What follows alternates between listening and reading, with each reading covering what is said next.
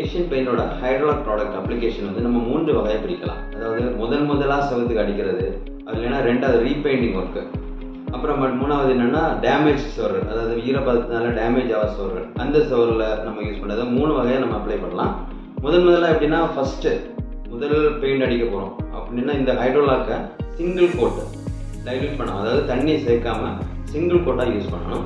Use பண்ணதுக்கு அப்புறமாட்டு 2 கோட்டு புட்டி இதை use பண்ணிக்கிட்டு நமக்கு 4 to 6 மணி நேரம் அதை காய விடணும். காஞ்சதுக்கு அப்புறமாட்டு 2 கோட்டு புட்டி அப்ளை பண்ணணும். 2 கோட் புட்டி அப்ளை பண்ணதுக்கு அப்புறமாட்டும் காஞ்சதுக்கு அப்புறம் நம்ம நார்மல் பெயிண்ட்ஸ், எமல்ஷன் பெயிண்ட் அதுக்கு மேலே யூஸ் பண்ணலாம்.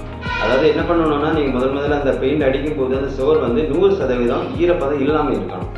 மாய்ஸ்சர் இல்லாமல் இருந்தால் தான் இதோட ப்ரொசீஜர் கம்ப்ளீட்டாக ஒர்க் ஆகும். ஓகேவா? ரெண்டாவது ஸ்டெப் எப்படின்னா நம்ம ரீபெயிண்ட் பண்ணுவோம். நம்ம வீட்டில் ரீபெயிண்ட் பண்ணும்போது அந்த சுவரில் வந்து சாண்ட் பேப்பர் யூஸ் பண்ணி நல்லா தேய்ச்சதுக்கப்புறம் சிங்கிள் கோட் ஹைட்ரோலாக் யூஸ் பண்ணணும். சிங்கிள் கோட் ஹைட்ரோலாக் யூஸ் பண்ணிவிட்டு 4 to 6 மணி நேரம் காய விடணும்.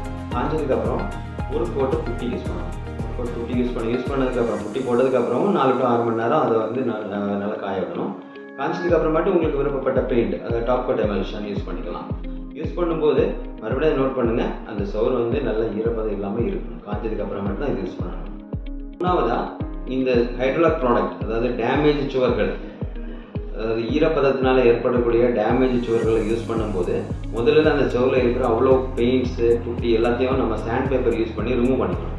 ரிமூவ் பண்ணதுக்கப்புறம் சிங்கிள் கோட், அதாவது தண்ணி சேர்க்காம அந்த ஹைட்ரோலாக் ப்ராடக்ட் சிங்கிள் கோட் யூஸ் பண்ணணும். யூஸ் பண்ணிக்கிட்டு ஒரு 4 to 6 மணி நேரம் காய்ச்சதுக்கு அப்புறமா நம்ம 2 கோட்டு புட்டி யூஸ் பண்ணணும். புட்டி யூஸ் பண்ணதுக்கு அப்புறமாட்டு 4 to 5 மணி நேரம் காய விடுங்க. நெக்ஸ்ட் நமக்கு தேவையான பெயிண்ட்ஸ், அதாவது நம்ம நார்மலாக யூஸ் பண்ணுற பெயிண்ட்கள் அதுக்கு மேலே யூஸ் பண்ணிக்கலாம். அதாவது இதில் நோட் பண்ண வேண்டிய பாயிண்ட் என்னென்னா, இப்போ நம்ம கம்ப்ளீட்டாக அந்த பெயிண்ட்டு புட்டி ரிமூவ் பண்ணதுக்கப்புறம் ஏதாவது கிராக் இருந்துச்சுன்னா அந்த கிராக் ஸ்கில்லர் யூஸ் பண்ணி அதை ஃபில் பண்ணிக்கணும். ஃபில் பண்ணதுக்கு அப்புறமாட்டு ஹைட்ரோலாக் யூஸ் பண்ணுங்க. சரி, ஹைட்ரோலாக் யூஸ் பண்ணிவிட்டு டைரெக்டாக அதுக்கு மேலே நம்ம பெயிண்ட் யூஸ் பண்ணக்கூடாது, புட்டி அப்ளை பண்ணணும். புட்டி போட்டதுக்கு அப்புறமா தான் கண்டிப்பாக புட்டி போடணும். புட்டி போட்டதுக்கு அப்புறம் தான் பெயிண்ட் யூஸ் பண்ணணும். ஏஷியன் பெயிண்டோட ஹைட்ரோலாக்கை மழைக்காலங்களில் நம்ம யூஸ் பண்ணக்கூடாது.